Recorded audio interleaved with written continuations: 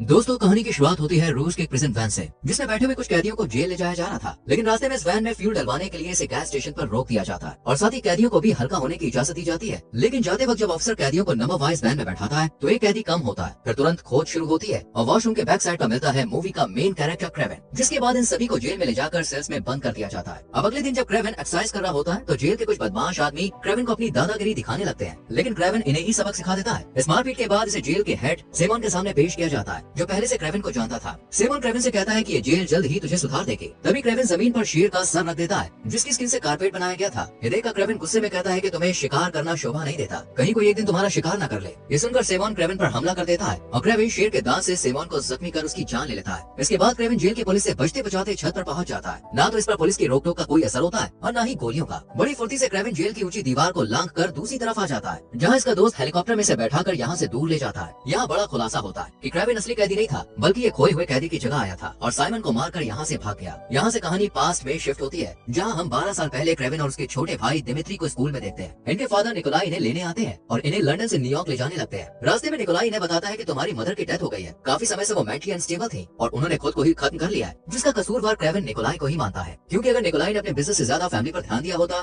तो आज इनकी मदर इनके साथ होती। हालांकि निकोलाई से भगवान की मर्जी बताता है और साथ ही ये भी कहता है कि आज मैं तुम दोनों को अपने साथ शिकार पर ले जाने वाला हूँ। इसके बाद हम कैलिप्सो नाम की एक लड़की को देखते हैं जो अपनी नानी के साथ बैठी थी। ये अपनी नानी की तरह टैरो कार्ड रीडर बनना चाहती थी। इसके लिए नानी से 3 कार्ड और एक कांच की बोतल देती है, जिसमें एक जादुई नुस्खा था जिससे किसी के भी जख्म भर सकते हैं, यहाँ तक कि जान तक बचाई जा सकती है। ये नुस्खा पीढ़ी दर पीढ़ी चल रहा था, जो अब कैलिप्सो के पास आ गया था। इधर हम निकोलाई को देखते हैं, जिसे आज शेर न मिलने पर वो एक हिरन को मार देता है, क्योंकि निकोलाई एक शिकारी था और इसका यही काम था। आज रात ये लोग यही टेंट लगाकर रहते हैं और दिमित्री अपने भाई को मिमिक्री करके दिखाता है। दिमित्री के पास ये पावर थी कि वो किसी की भी आवाज को कॉपी कर सकता था। ये देखकर क्रेवेन भी काफी खुश होता है। अगली सुबह होते ही ये लोग शिकार पर निकल जाते हैं और तभी यहाँ एलेक्सी नाम का एक शिकारी निकोलाई से मिलने आता है और इसके साथ पार्टनरशिप करने की बात करता है। लेकिन फेमस शिकारी निकोलाई इसके साथ काम करने से मना कर देता है और इंसल्ट करके यहाँ से इसे भगा देता है। इस बातचीत के दौरान दिमित्री और क्रेवेन जंगल में काफी दूर चले जाते हैं और अचानक इनके सामने एक शेर आ जाता है। क्रेवेन अपने भाई को बचाने जैसे ही आगे आकर शेर पर गन पॉइंट करता है, ये शेर क्रेवेन पर झपट्टा मार देता है। अपने बच्चों की आवाज सुन निकोलाई जल्दी से यहाँ आकर शेर को 3-4 बार शूट करता है और शेर क्रेवेन को अपने साथ दूर ले जाता है। इसी एरिया में कैलिप्सो भी अपने पेरेंट्स के साथ शिकार करने आई हुई थी। जब ये क्रेवेन को जख्मी हालत में देखती है तो तुरंत उसके पास पहुंच जाती है और वही नुस्खा इसके जख्मों पर लगा देती है। यहाँ पर हमें पता चलता है कि इस नुस्खे के साथ साथ शेर के खून की एक बूंद भी क्रेवेन की बॉडी में चली गई है, जिससे क्रेवेन को शेर जैसी ताकत मिल जाती है। डॉक्टर्स भी क्रेवेन की कंडीशन देख हार मान जाते हैं, लेकिन अचानक से क्रेवेन उठ जाता है। नुस्खे और शेर के खून की वजह से ये बहुत जल्दी रिकवर हो जाता है और फिर निकोलाई इसे घर ले जाता है और दीवार पर हमें उसी शेर का सिर लगा हुआ दिखता है, जिसने क्रेवेन को नुकसान पहुंचाया था। निकोलाई क्रेवेन को भी पढ़ाई छोड़ शिकारी बनने के लिए कहते हैं, लेकिन क्रेवेन बेजुबान जानवरों को मारकर बिजनेस नहीं करना चाहता था, इसलिए वो घर छोड़ने का फैसला करता है। और जब रात में चुपके से भाग रहा होता है तो दिमित्री इसके सामने आ जाता है। दिमित्री कहता है कि माँ भी छोड़कर चली गई, फादर मेरी कोई इज्जत नहीं करते और अब तुम भी मुझे छोड़कर जा रहे हो। दिमित्री की बातें सुन क्रेवेन कहता है कि मैं जानवरों का शिकार नहीं कर सकता, अगर मैं यहाँ रहा तो फादर मुझे शिकारी बना देंगे। ये कहकर क्रेवेन यहाँ से रूस जाने के लिए निकल पड़ता है, लेकिन रास्ते में इसे कुछ बाइसन्स अपनी तरफ दौड़ते हुए दिखाई देते हैं, जिन्हें देखकर क्रेवेन काफी डर जाता है। लेकिन एक बाइसन क्रेवेन को बचाने के लिए इसके सामने प्रोटेक्शन वॉल बनकर खड़ा हो जाता है, क्योंकि इसे क्रेवेन की आंखों में एक राजा दिखाई दे रहा था। इसी तरह क्रेवेन बाइसन से बचकर यहाँ से सीधा उस घर में जाता है जहाँ ये अपनी मॉम और भाई के साथ बचपन में अच्छा टाइम स्पेंड करने आता था। रात को जब क्रेवेन को भूख लगती है तो ये शिकार करने के लिए निकल जाता है और यहाँ पर हमें क्रेवेन की असली ताकत देखने को मिलती है। क्रेवेन नॉर्मल इंसान से काफी ज्यादा फुर्तीला ताकतवर हो गया था। एक बार क्रेवेन को दूर गोली चलने की आवाज सुनाई देती है। जब ये पेड़ पर चढ़कर देखता है तो पता चलता है कि 2 हंटर्स बाइसन्स का शिकार कर रहे हैं। ये देखकर क्रेवेन तुरंत उन शिकारियों के पास जाता है और कहता है कि तुमने जितने बाइसन्स का शिकार किया है उसके लिए मैं तुम्हें छोड़ दूंगा, लेकिन अब यहाँ से तुरंत चले जाओ। ये सुनकर शिकारी हंसने लगते हैं और मारने के लिए गन तान देते हैं, लेकिन क्रेवेन इन दोनों को बेरहमी से मार देता है। अब फिर कहानी घूमती है प्रेजेंट में, जहाँ जेल से भागकर क्रेवेन अब फिर से जंगल वाले घर में आ गया था। यहाँ इसे कुछ शिकारियों की आवाज आती है और फिर से निकल पड़ता है जानवरों को बचाने के लिए। शिकारी बाइसन्स के सींगों को काट कर ले जा रहे थे। क्रेवेन जब इन्हें रोकता है तो ये गाड़ी स्टार्ट कर आगे बढ़ जाते हैं, लेकिन क्रेवेन भी किसी तरह गाड़ी पर चढ़ जाता है और एक एक करके सबको मौत के घाट उतार देता है। लेकिन इनमें से खास आदमी बचकर अपने ऑफिस में आ जाता है और देखता है कि क्रेवेन यहाँ पहले से ही मौजूद है।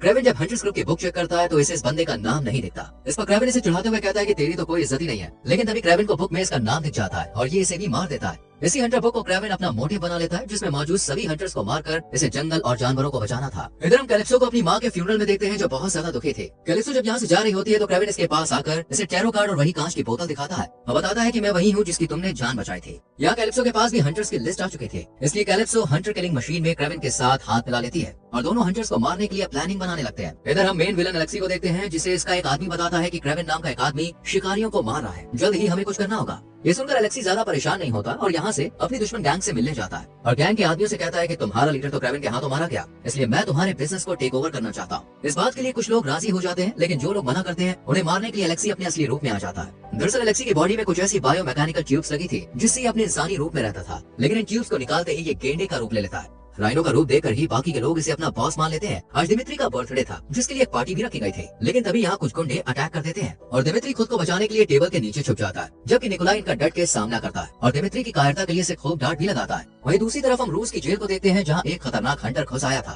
ये हिप्नोटाइज कर एक अफसर को मार देता है और फिर क्रेविन को मारने के लिए निकल पड़ता है। इधर क्रेविन दिमित्री को बर्थडे विश करने के लिए घर पर आता है और दोनों भाई जब डिनर कर रहे होते हैं तो निकोलाई आकर क्रेविन से बिजनेस को संभालने के लिए कहता है, लेकिन क्रेविन मना कर देता है और तीनों पार्टी एंजॉय करते हैं। अगली सुबह जब क्रेविन दिमित्री के रूम में जाता है तो दिमित्री वहाँ नहीं होता क्योंकि कुछ गुंडे उसे उठाकर ले गए थे। क्रेविन इनका काफी दूर तक पीछा करता है, लेकिन ये लोग हेलीकॉप्टर में बैठकर यहाँ से निकल जाते हैं। क्रेविन मदद लेने के लिए कैलिप्सो के पास जाता है जहाँ वो इसकी हेल्प करने के लिए राजी हो जाती है। उन गुंडों में एक टर्किश आदमी भी था जिसकी खोज में क्रेविन लग जाता है और अपने फादर के पास जाकर उनसे $20 मिलियन मांगता है, क्योंकि यही दिमित्री को बचाने की कीमत थी। लेकिन निकोलाई झुकना नहीं चाहता था, इसलिए ये पैसे देने से मना कर देता है। हालांकि गुंडों ने दिमित्री की उंगली काट कर भी भेजी थी, लेकिन फिर भी निकोलाई उनके सामने नहीं झुकता और गुस्सा होकर क्रेविन अपने भाई को ढूंढने निकल जाता है, जिसमें कैलिप्सो भी इसकी मदद करती है और ये दोनों एक ऐसे शख्स के पास जाते हैं जो उन्हें टर्किश आदमी की लोकेशन बताता है। तुरंत क्रेविन उस लोकेशन पर पहुंचकर गुंडों को एक एक करके खत्म करता है और फिर टर्किश बंदे के पास पहुंचकर दिमित्री के बारे में पूछता है, जिस पर ये आदमी बताता है कि वो एलेक्सी के पास है। इधर हम एलेक्सी को देखते हैं जो दिमित्री से कहता है कि तुम मेरे साथ जुड़ जाओ, वैसे भी तुम्हारा भाई फादर को मारने वाला है, इसके बदले मैं तुम्हें खास ताकत भी दे सकता हूँ। ये सुनकर दिमित्री थोड़ा सोच में पड़ जाता है। वहीं क्रेविन अब अपने असली दुश्मन एलेक्सी का पता लगाने के बाद कैलिप्सो के साथ अपने घर जाता है और एलेक्सी को मारने की तैयारी करने लगता है। यहाँ पर हम देखते हैं कि क्रेविन ने काफी खास हथियार बना रखे थे।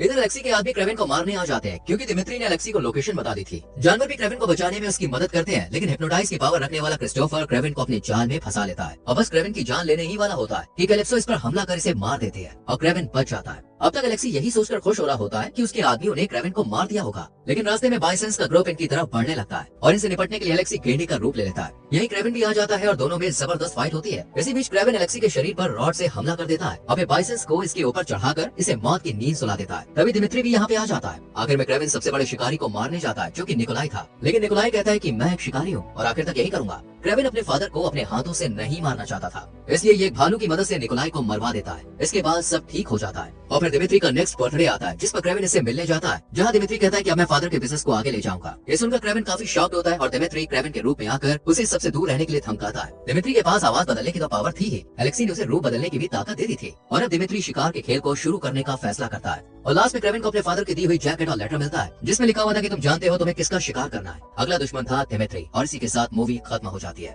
तो कैसी लगी दोस्तों आपको ये मूवी कमेंट में जरूर बताएं। वीडियो को लाइक और शेयर करके चैनल को सब्सक्राइब करें, बेल आइकॉन प्रेस करें जिससे आने वाली वीडियोस मिस ना हो। मिलते हैं अगली वीडियो में, बाय बाय।